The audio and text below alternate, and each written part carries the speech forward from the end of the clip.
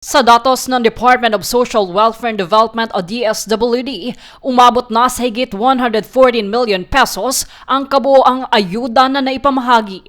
Pinakamaraming benepisyaryo sa Quezon City na halos 7,000 drivers, kasunod ang iba pang lungsod sa NCR. Ayon pa sa DSWD, bahagi ito ng Assistance to Individuals in Crisis Situation o AICS program upang maibsan ang epekto ng pagtaas ng presyo ng langis dulot ng tensyon sa Middle East. Tiniyak naman ni DSWD Secretary Rex Gatchalian na isasama sa susunod na payout ang mga tsuper na hindi pa napapasama sa listahan.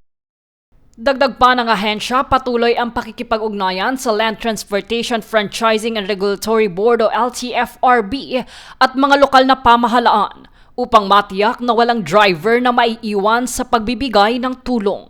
Inaasahan namang magpapatuloy ang pamamahagi ng ayuda sa iba pang sektor ng transportasyon sa mga susunod na araw. Jade Buhoy, nag-uulat para sa Golden Nation Network.